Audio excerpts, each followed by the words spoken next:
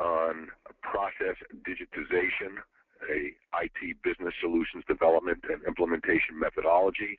Once again, my name is Andy Weinstein. I am the CEO of ISS Group.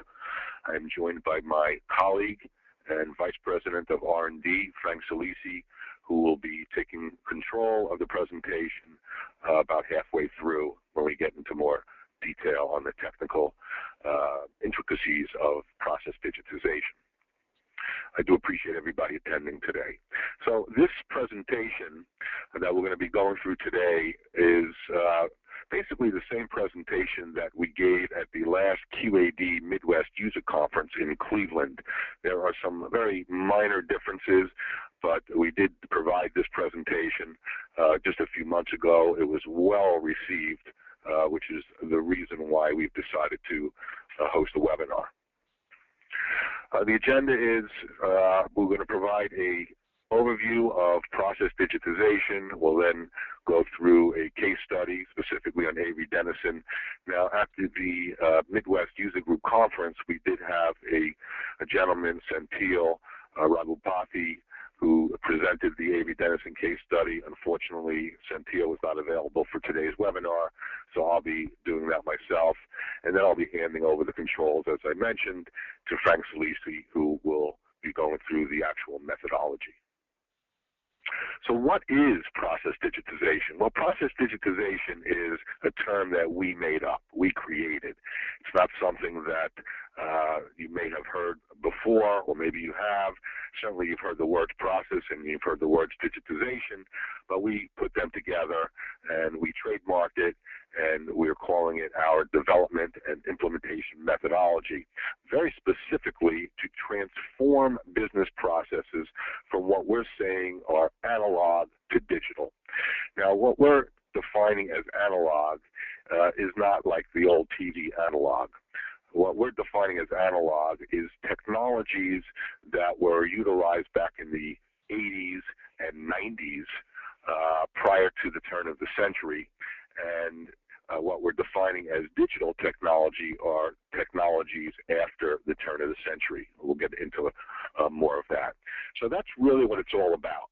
It's all about transforming business processes from what we're calling analog to digital. But it's not only automation. So that's very, very important. Many, if not most, business processes today have been automated. Companies are in their 8th, 9th, 10th generation ERP systems. So we don't walk into too many companies these days who have not automated their business processes. That's not to say that we don't walk into situations where companies are still doing things on paper. They certainly are. And I'm talking about sizable organizations. We have walked into organizations such as Abbott Labs or MPF. These are companies with thousands of employees, hundreds of millions of dollars of revenue, who are still shuffling paper for certain business processes. So not all business processes have been automated, but that's not what we mean by process digitization. It's not only automation. It's all about leveraging 21st century technology to facilitate what we're calling the 3 C's, and that includes communication, collaboration, and connectivity. So clearly, the business process would need to be automated, but automated in such a way where we're leveraging the latest and greatest technologies. And what are those technologies? Well, those technologies include clearly the cloud, mobile devices, social media, and rules-based approval routing and workflow technology. And that's very important. The approval routing and workflow technology is what ties it all together.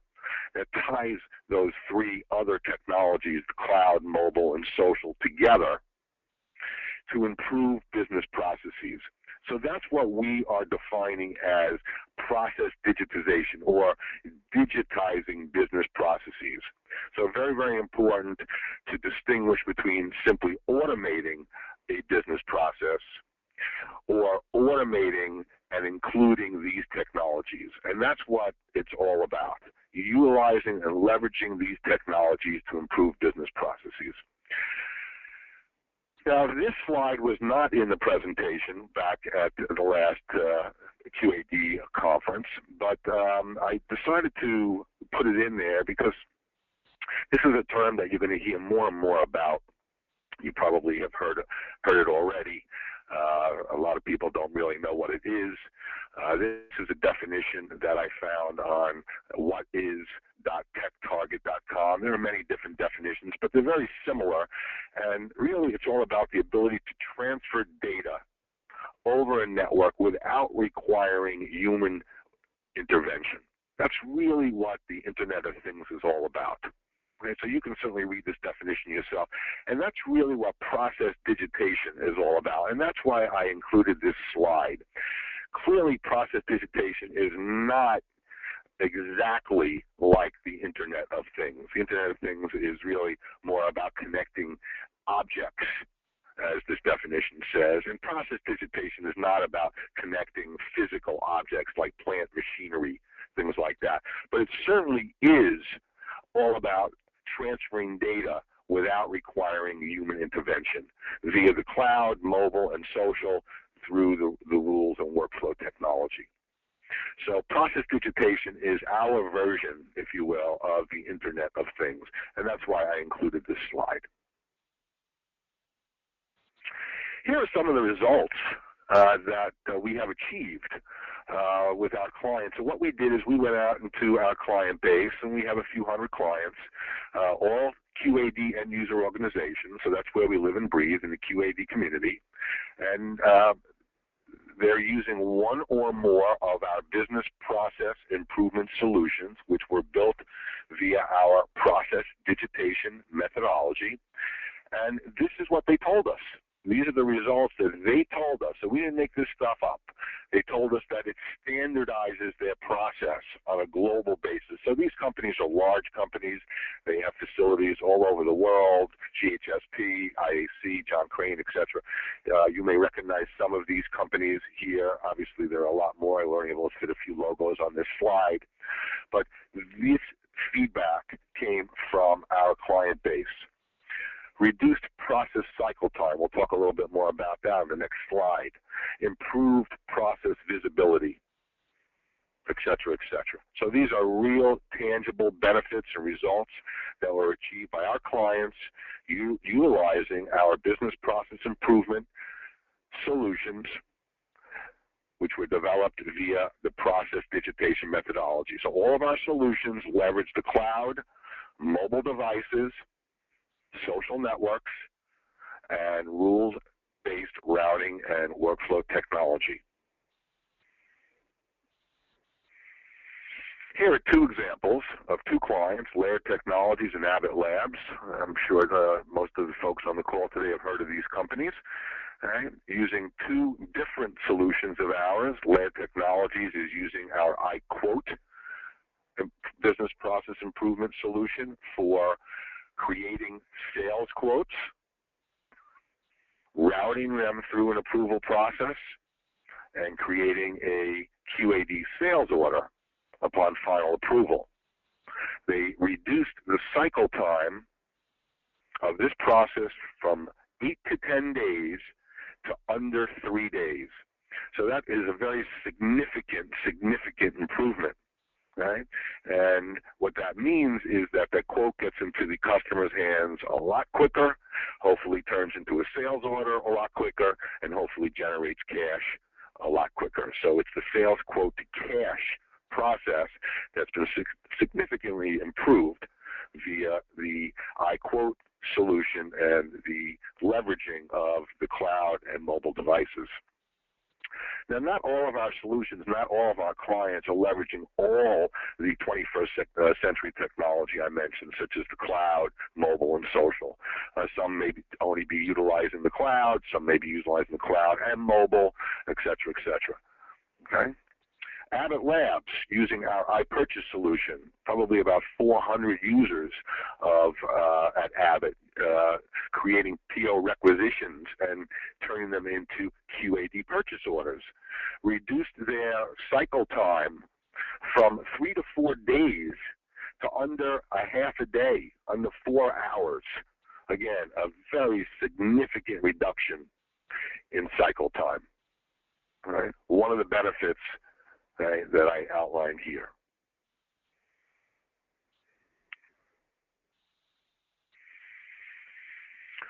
These come from an Aberdeen report, okay, so we didn't make this stuff up. It says on the average, e-procurement solutions reduce the requisition order cycle time, so that's what we were just talking about, by about 50 to 65%, right, which translates into reduction of cycle costs or process costs.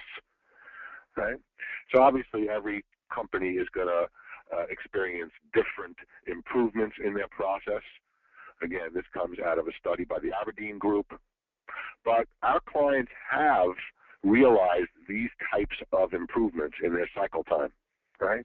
So whether it's, as I said here, from 3 to 4 days, 3 to 4 days to 3 to 4 hours, or 10 days to 4 days, the point is it's a significant reduction in time and process costs. Another benefit of utilizing 21st century technology is eliminating paper, right? So these were studies done by Price Waterhouse, Gartner, and Forrester, and you can utilize these metrics here to perform an ROI on what it takes to recover your investment, but clearly reducing or eliminating paper has a significant impact on an ROI and the bottom line.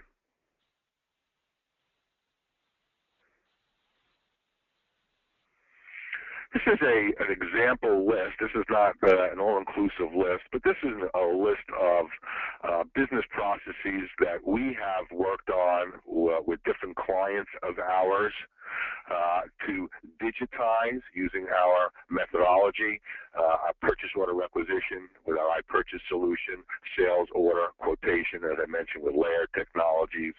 We'll talk about this again with Avery Dennison, approving and reconciling supplier invoices, et cetera, et cetera. All the way down to master file data setup. We're actually working with a consulting firm in the QAD community called Logan to digitize the item setup within QAD.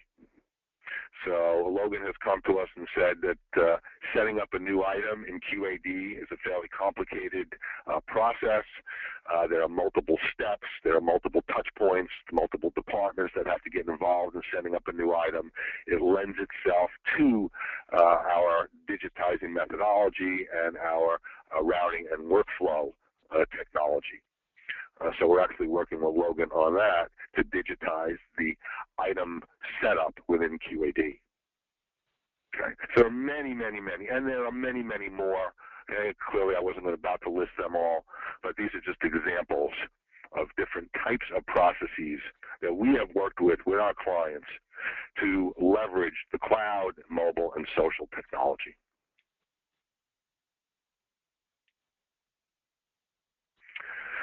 So it's all about the process. That's what it's all about, the process. So what this is showing, this is a screenshot here from within one of our business processes that is showing some process metrics. So what you see here, if you look up into the right-hand corner here, this comes from our iPurchase solution. And what this is showing here, Frank obviously does a lot of demos. Okay, and Frank is going to be talking to us in a few minutes. And this shows that on the average, it takes about 9 hours for one of Frank's purchase order requisitions to get through the process, meaning from the time he creates that requisition and submits it for approval to the time a QAD purchase order is created.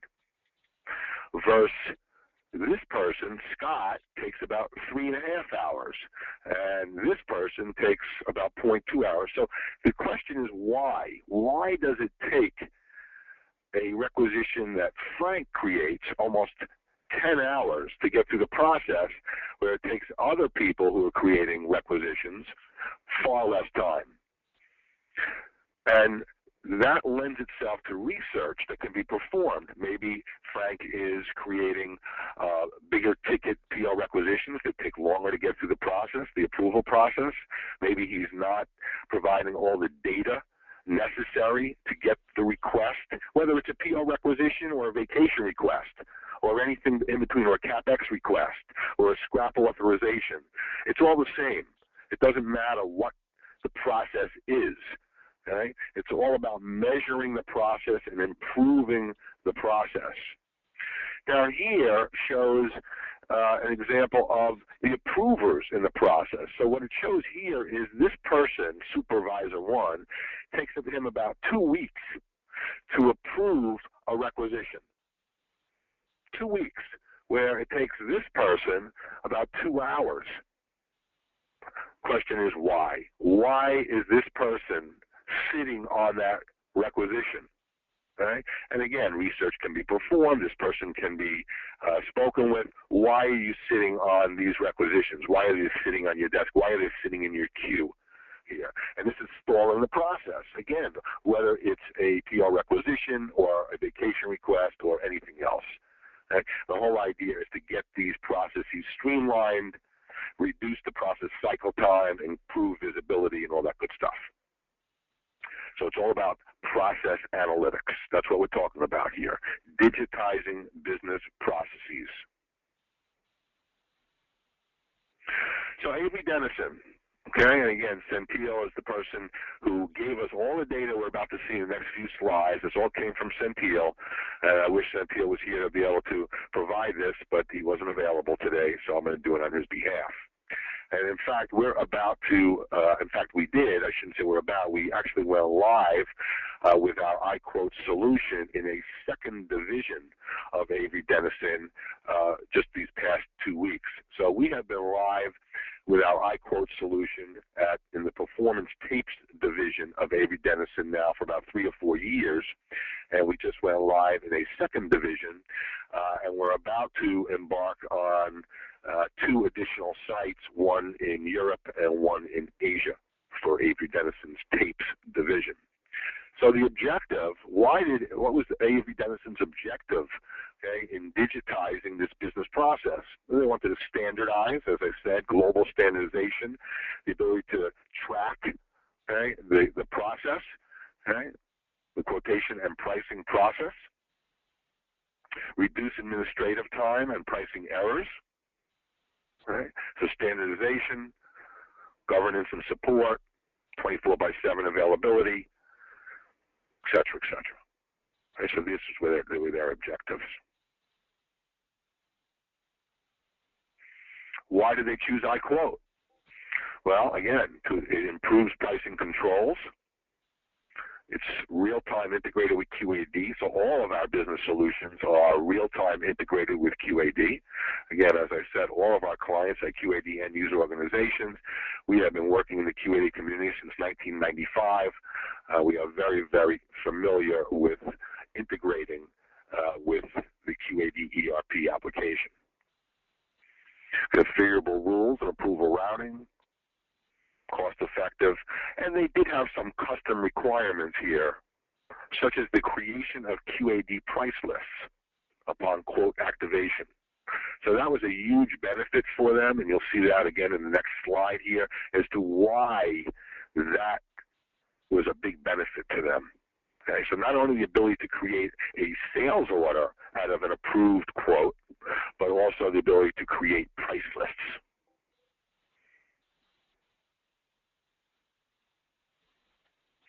It took them about 6 months from project approval to go live. It took about 4 people, okay, core members and some adjuncts. Okay. Frank was the lead support from ISS Group. Of course, there were some challenges, okay, aligning on the requirements, data cleansing. Okay, we'll come back to that in a minute. Resource availability, user acceptance. That's always, of course, a huge challenge, no matter what anybody on the call today, if you're in the IT business, you know that's always a huge challenge, user acceptance and adherence. But again, Centio wanted to make a point about data cleansing. Okay? It was a big challenge to be able to clean the data. We're talking about pricing data now. Okay? So that's what that's all about.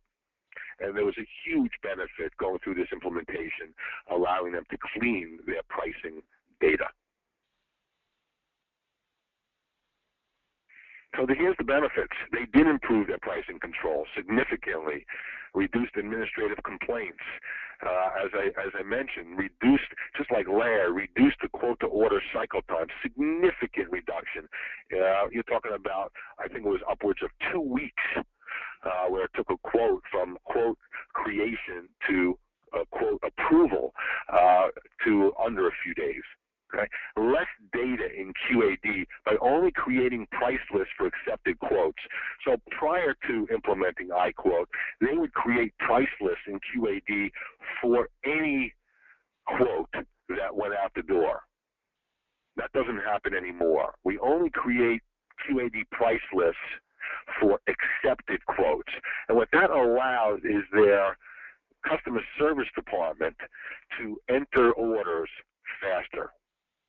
Okay, so streamline QAD order entry, process standardization, and improve quote visibility.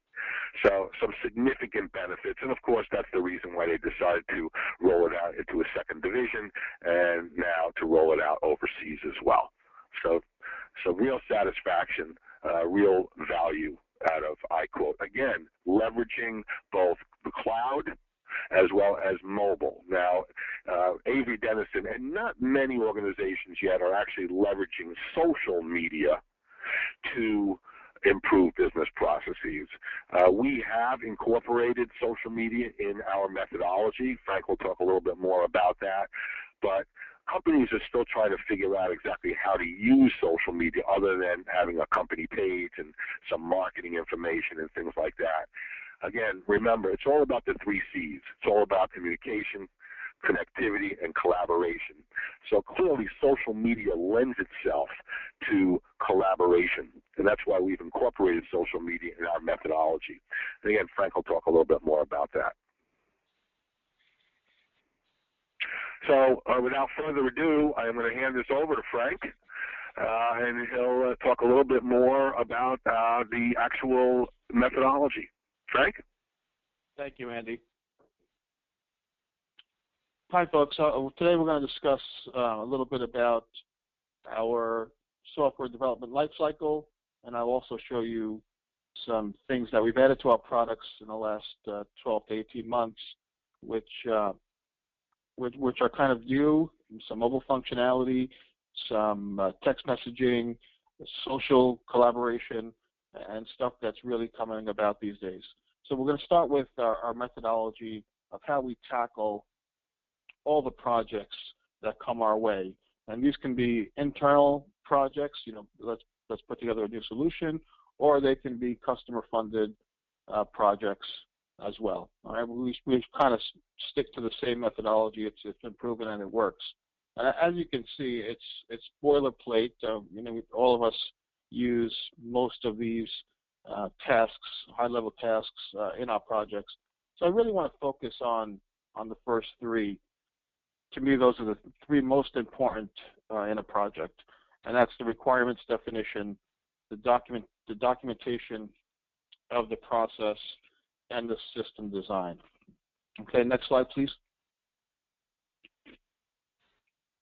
We're going to jump right into the workflow, and this is key. We need to understand where we're coming from and where we want to go to.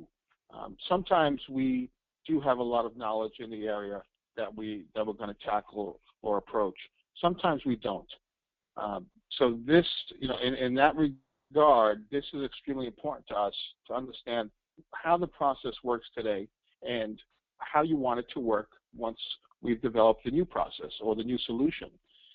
It's key in that regard. It's also key because it lets the client, whether internal or external, it lets the client really think about their process, how it works today and how they want it to work later. And by thinking about it, all those minor details that we as the consultants would not know, they will be flushed out.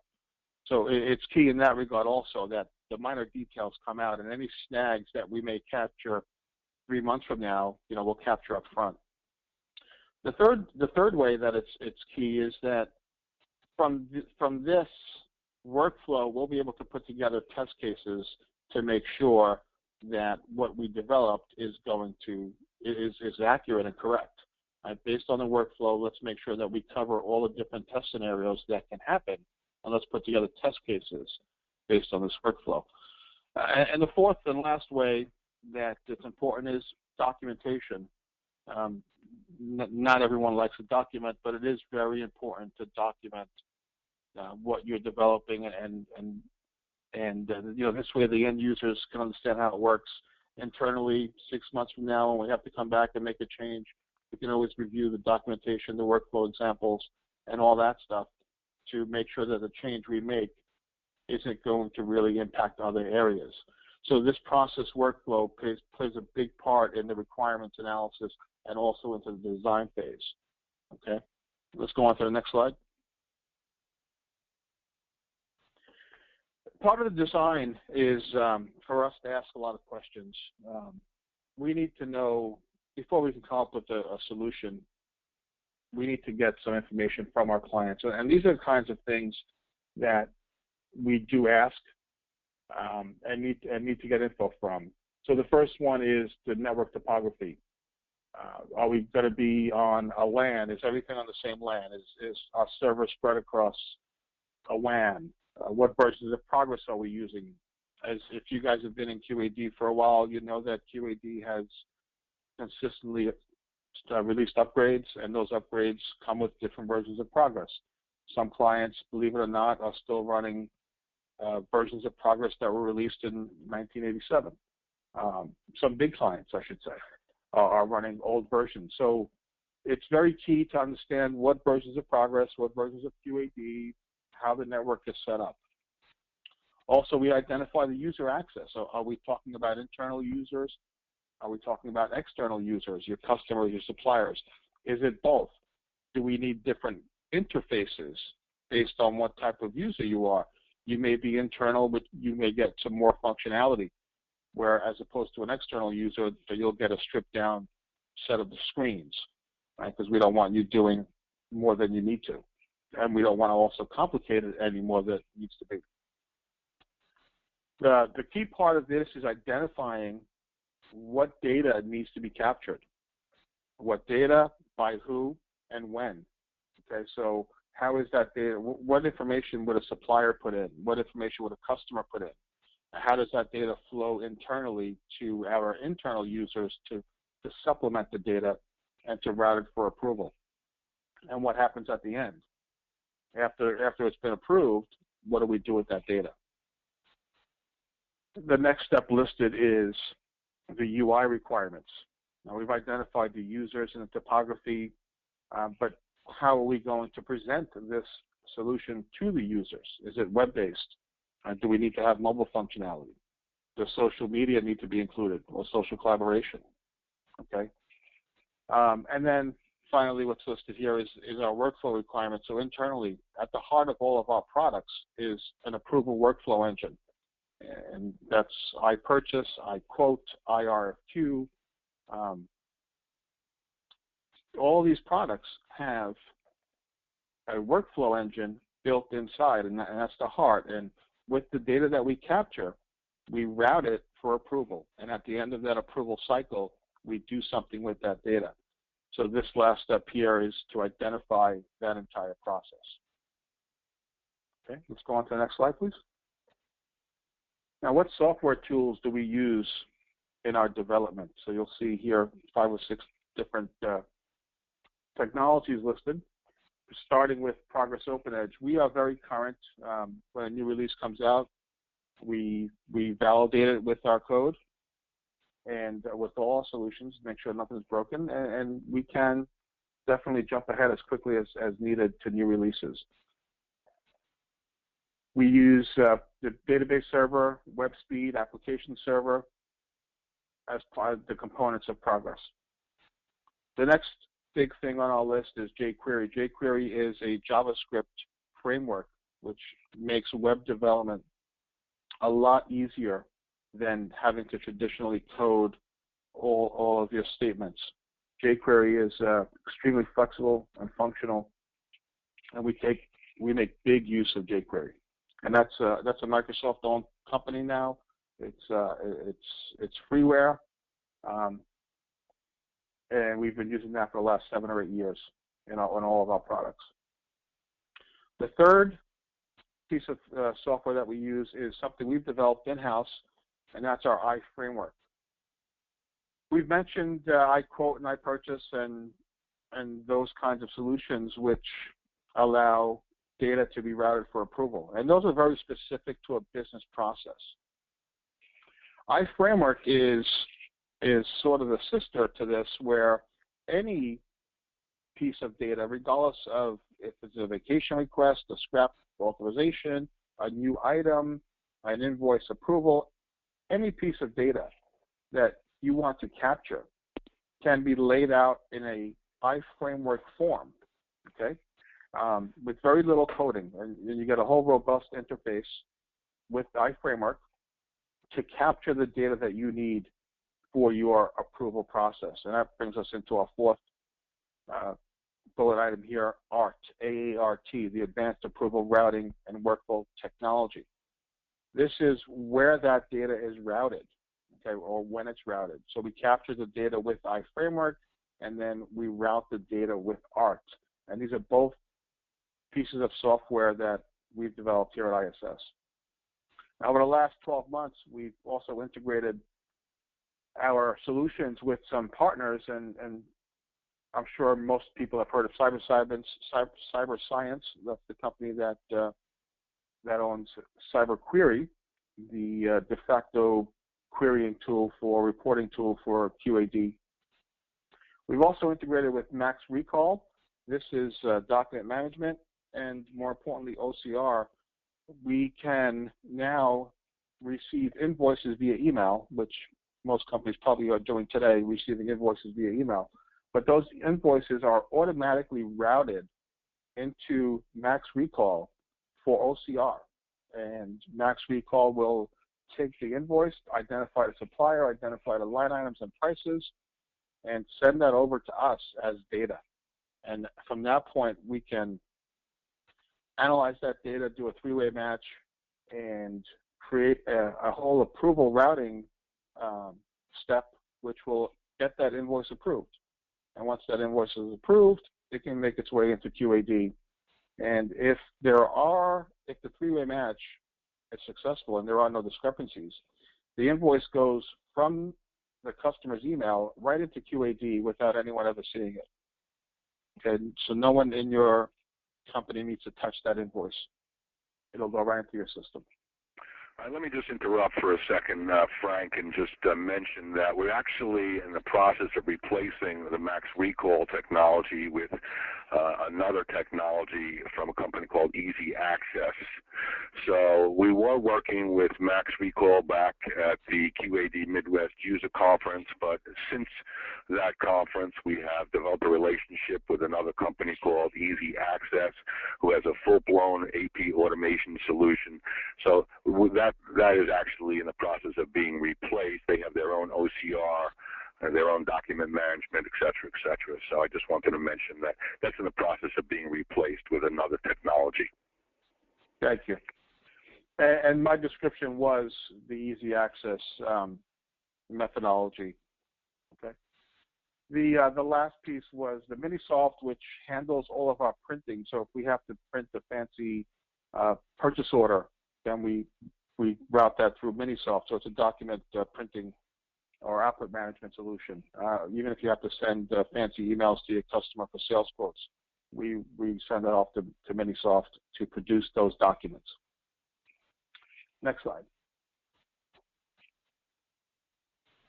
So what is iFramework? I mentioned a little bit about we have this tool that we created to easily build some robust web screens. This is an example of a screen in iFramework. The basic gist of it is you add some fields onto your page, and the framework knows how to deal with them. And all you really have to do is add fields onto your HTML page. And that top right-hand section is the actual portion that is added for each page. By default, you get the left side, you get the browse down the bottom to do the searching, you get the save or the CRUD, create, read, update, delete functionality for all your data. That all comes as part of the tool without the developer having to code it. So it's really a quick and easy way to deploy new forms.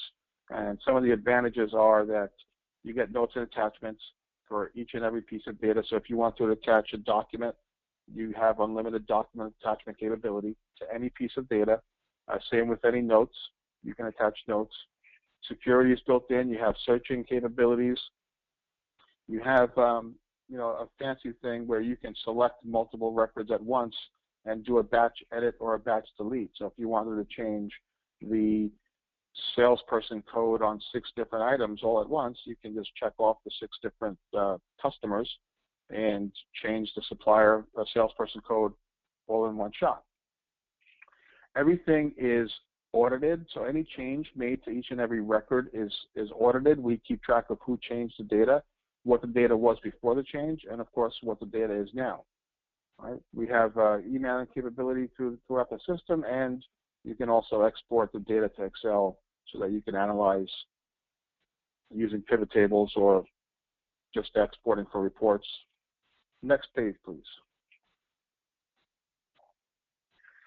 I spoke a little bit about ART, and ART is the heart of all of our solutions. It's the approval, routing, and workflow technology.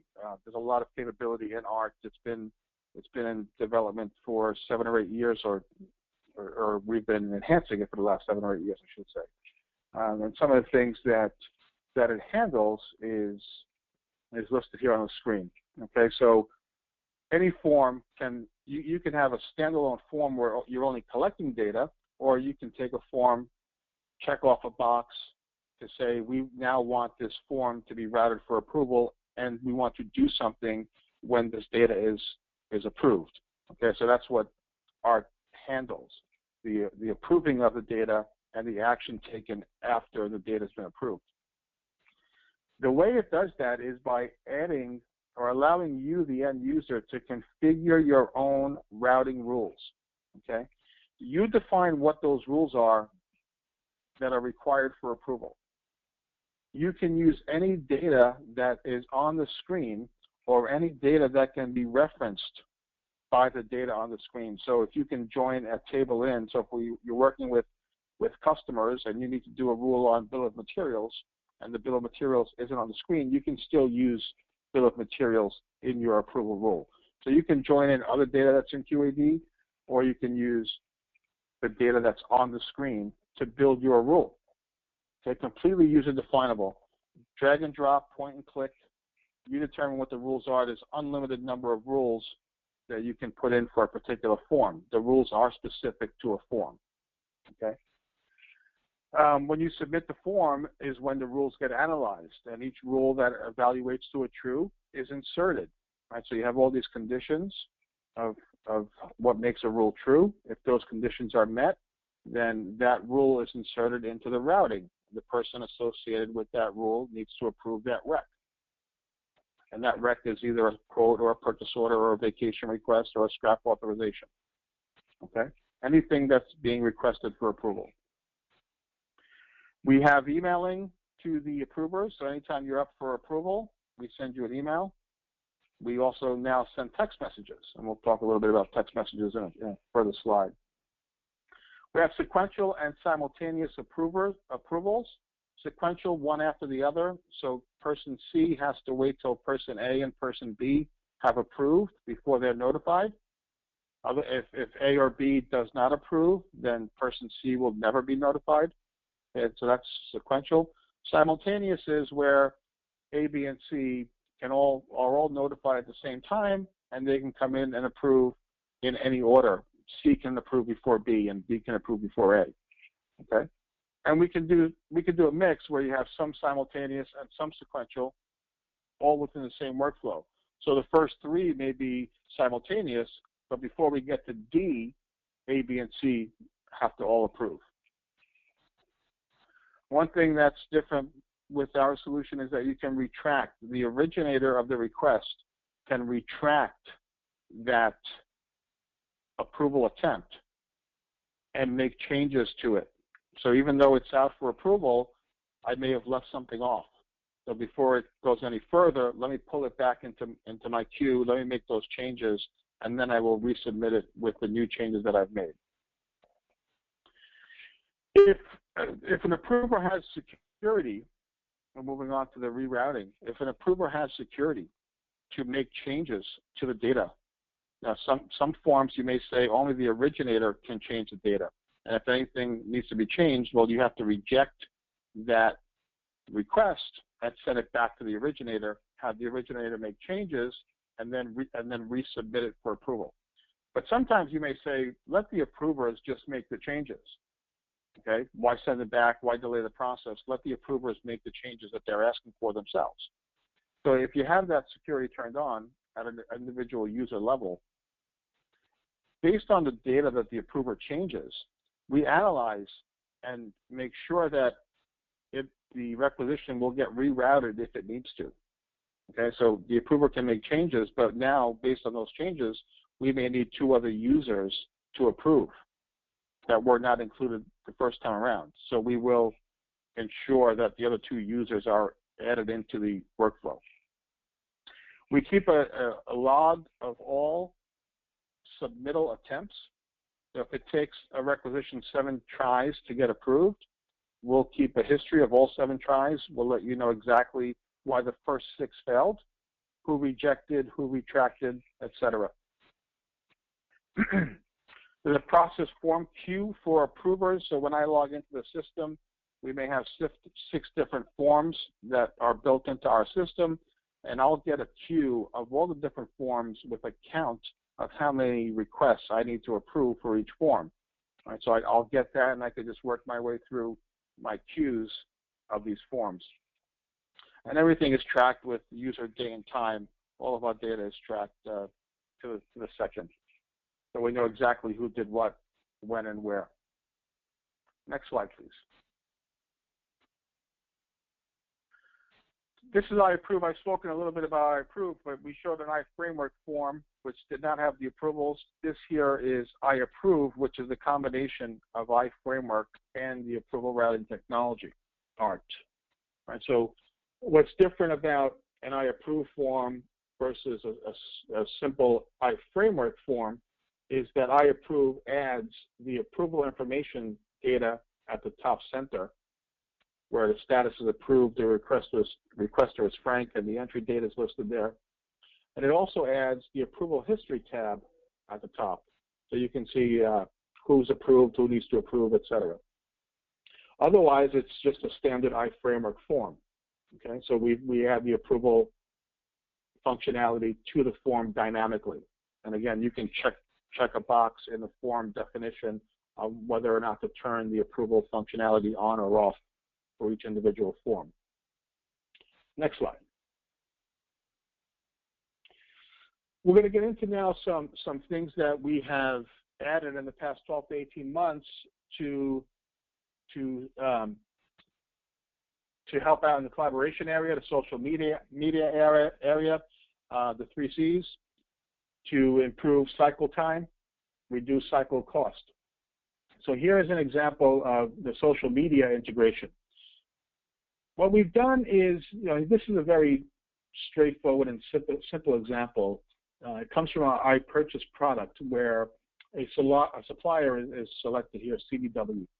And anytime that supplier number is shown, we will have links that show up next to it. And these are user-definable links. So the ones here are pretty obvious. We have a link to their Facebook page, a link to their LinkedIn page, to their YouTube page, and to their corporate website. But these links are user-definable. You can put any link that's associated with that supplier. It could be a deep link right into their system if they allow access. It could be a link to a network location where you're storing documents. Okay, so any kind of link that's associated with that supplier can be shown next to the supplier number. That's a very simple example. But any field in our iPurchase product, it could be the built to, the shipped via, the credit terms, the FOB, any field that requires some additional data or that you have links for additional information, you can set those up and attach them to those fields. And then security will dictate who can see those links. So when you set up a link to Facebook, not everyone gets to see it. You determine who gets to see it. Maybe you're only your buyers can see the link to Facebook because you don't want your regular employees going on their Facebook page, but they want their buyers to be able to access their Facebook page, so that maybe new functionality that the supplier is broadcasting over Facebook. Okay, so it's all secure as far as who can see, and any piece of data can have these links associated with them. Next slide. Next thing you see here, this is a capture of user maintenance from all of our products. We have a single user maintenance screen, and we've highlighted the contact information. I just want to talk a little bit about the contact info. Starting with the email address, we do send out emails frequent emails based throughout the process. Okay, so that's what the email address is for. But we've now also started capturing your cellular info. What we've come to find is that email is just not as important as it used to be. 10 years ago, email was the most important thing, but today our inboxes are swamped with tons and tons of emails. And I was at a client a few weeks ago, and the client brought up their inbox, and there was about 3,500 unread emails sitting there in their inbox. So we're not getting to all the emails anymore.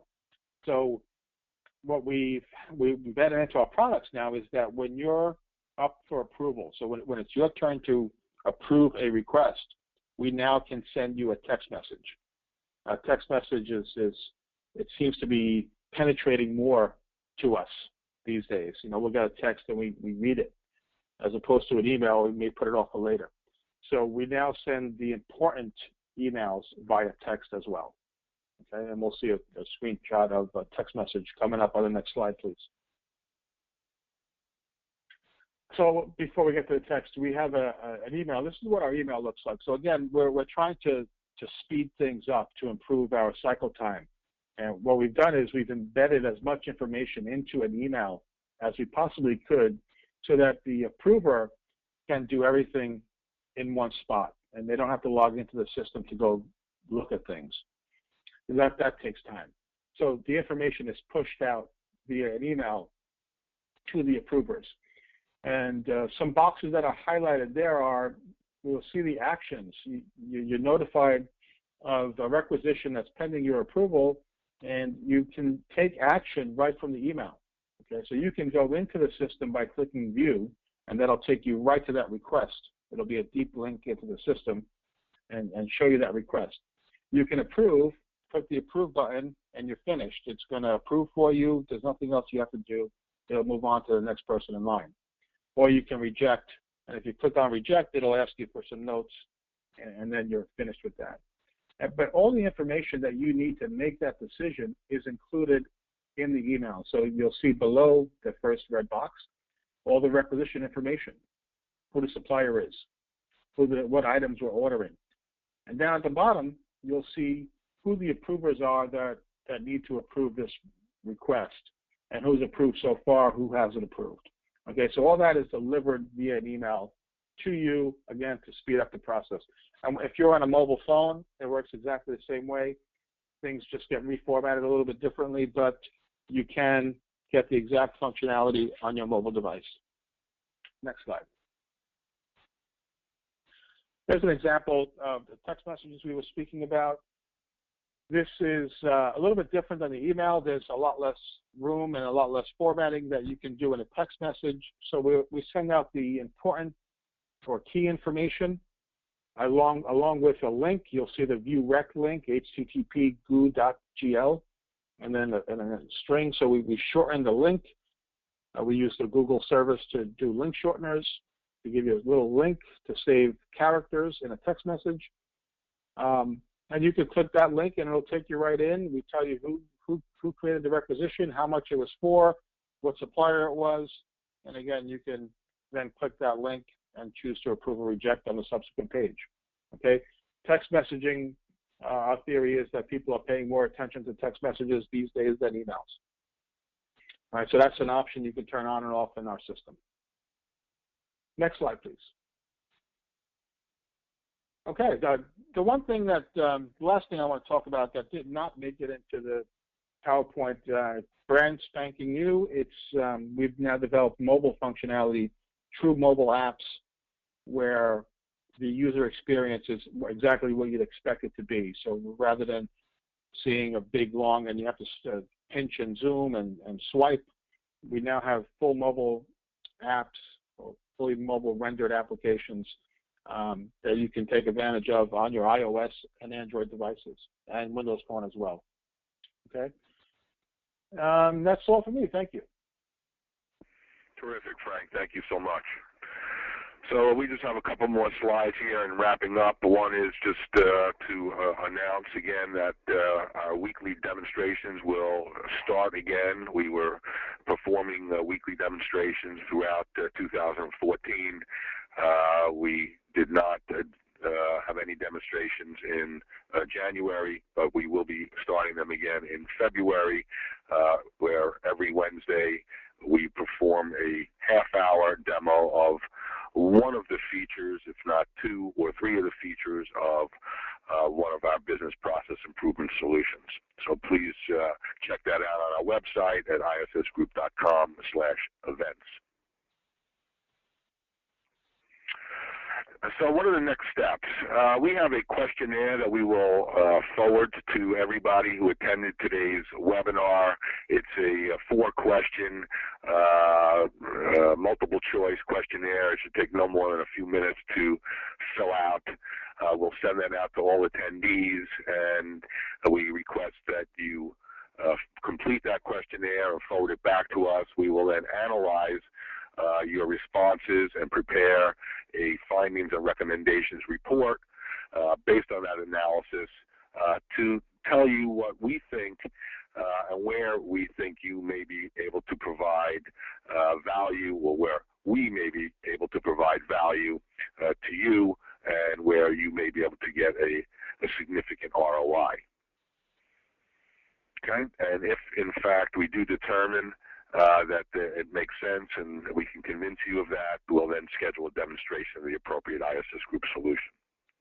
So that's the next step. So the first thing is we will send out that questionnaire. Again, it'll take no more than a couple of minutes for you to fill out. And if you get back to that back to us, we're happy to perform an analysis and get back to you on our thoughts.